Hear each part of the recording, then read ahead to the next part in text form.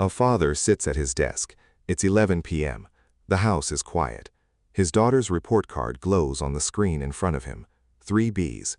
He stares at like something went wrong, like the future just shifted slightly off course. Downstairs, she's asleep, peaceful, completely unaware. He's the one suffering. He doesn't know it yet, but what's happening in that room has nothing to do with grades. It has everything to do with clinging. 2,500 years ago, a man sitting under a tree in northern India understood exactly what was happening to that father. He called it taṇhā, craving, the insatiable need for things to be different than they are.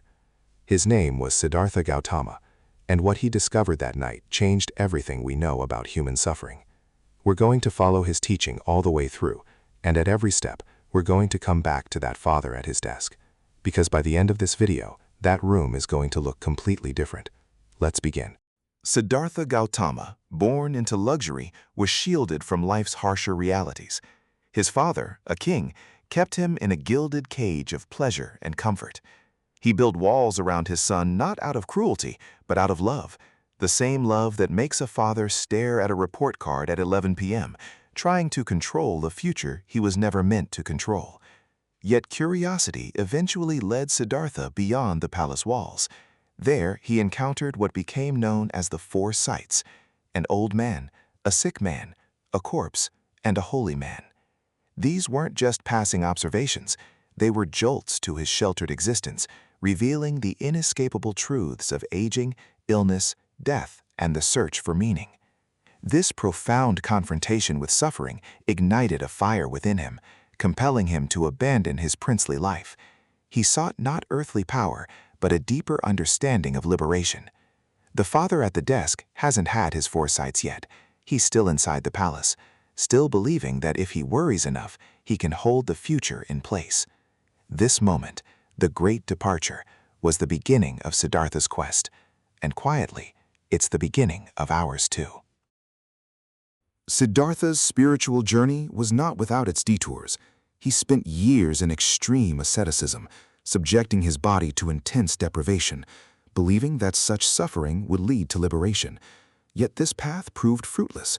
It brought him no closer to understanding. Sound familiar?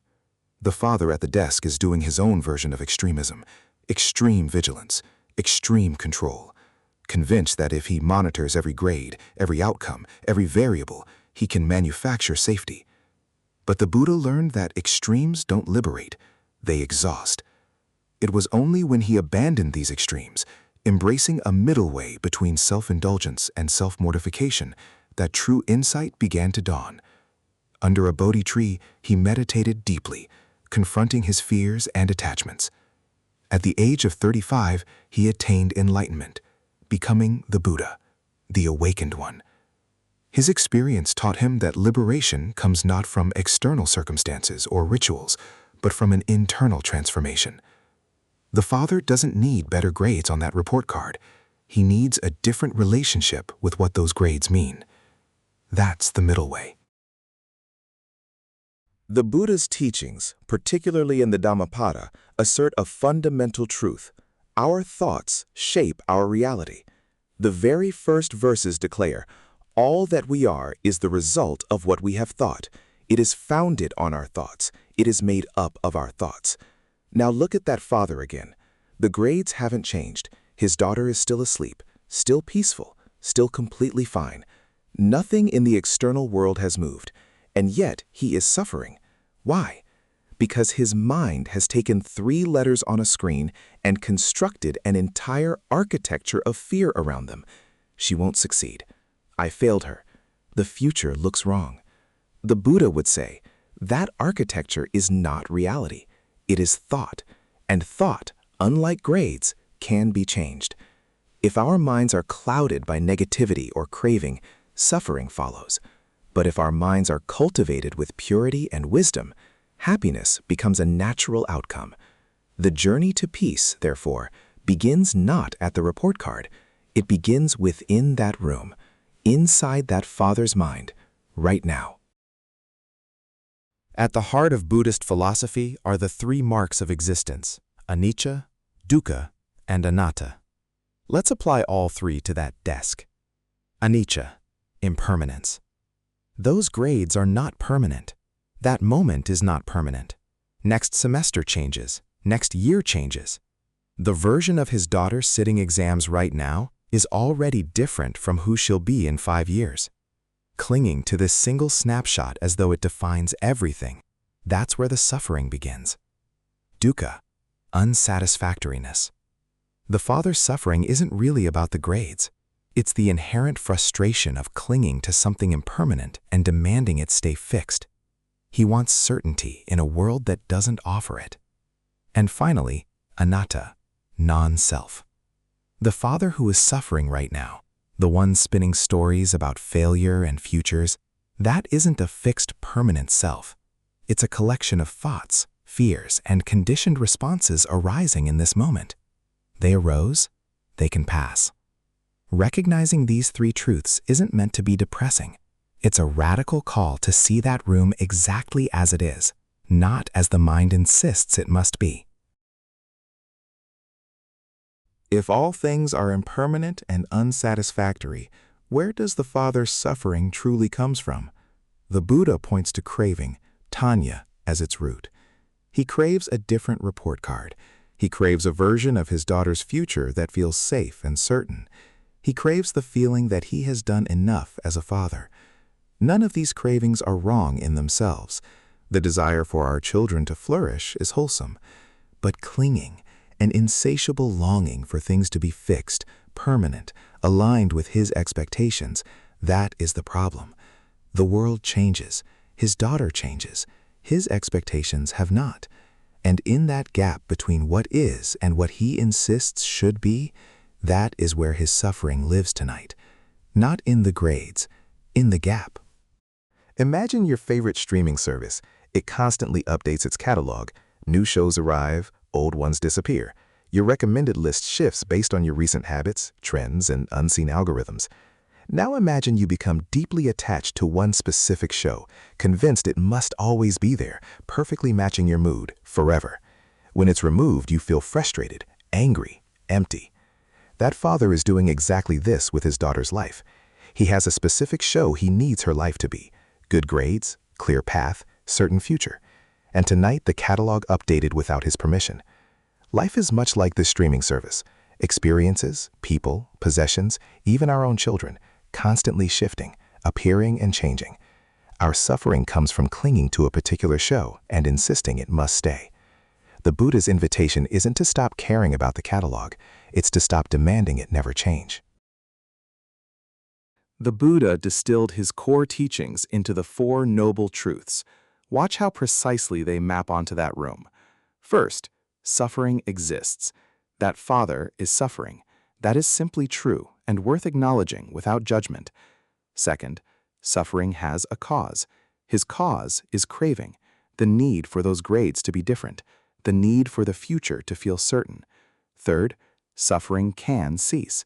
This is the radical one. That room doesn't have to feel the way it feels right now. The suffering is not locked in. It is not permanent. It can end. Fourth, there is a path to that cessation. It is the Noble Eightfold Path. These truths are not abstract philosophy. They are a precise diagnosis of what is happening at that desk tonight, a diagnosis and a prescription. The Noble Eightfold Path is the practical guide to liberation. Right understanding, right thought, right speech, right action, right livelihood, right effort, right mindfulness, and right concentration. For that father, right understanding means seeing the grades for what they are, impermanent data, not a verdict on his daughter or himself. Right thought means noticing the narrative his mind is constructing and choosing not to follow it into the dark.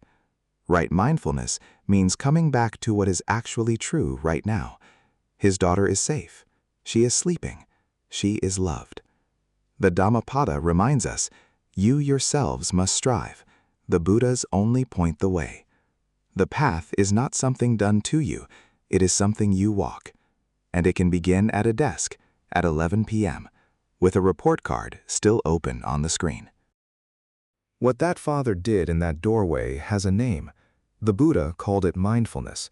the practice of paying attention to the present moment without judgment, not fixing, not planning, not constructing narratives about what should be different, just seeing what is actually there, his daughter breathing, the quiet house, the fact that right now, in this moment, everything is fine. Mindfulness is the practice of observing our thoughts, feelings, and sensations as they arise and pass, recognizing their impermanent nature. It helps us disengage from the cycle of craving and aversion. It allows us to experience life directly, rather than through the distorting lens of our fears. You don't need a meditation cushion. You don't need silence or incense or a retreat. You need what that father found, a moment of honest attention, a willingness to see what is actually in front of you rather than the story your mind insists on telling. That doorway was his meditation. That 11 seconds was his practice, and it was enough. For me, the Buddhist philosophy didn't arrive as a grand revelation. It showed up in small moments, watching my kids play, seeing them smile at something I would have rushed past, noticing that in those seconds, nothing else was bothering me. No deadline, no worry, no craving for something more. Just that. The Buddha would say I wasn't experiencing happiness in those moments. I was being it. That's the shift. Happiness was never at the finish line. It was always here, in the things I was already living. I just needed to learn how to actually see them. So I want to ask you, what is it that makes you feel that way? That moment where everything goes quiet and nothing is missing. Where is it for you? Because I think you already know the answer. The Buddha just gives you permission to trust it. The journey to lasting peace is an inner one, a path of wisdom and compassion open to all of us. It's about letting go of what cannot be held and embracing the fullness of each transient moment. If you found value in exploring these ancient insights, consider subscribing. We go deeper every week into the minds that shaped how humans understand suffering, peace, and everything in between. And if you've already seen our Epicurus video, you'll notice something interesting. 2 philosophers, 2 different worlds, separated by centuries, arriving at almost the same answer. The link is in the description. Thank you for watching.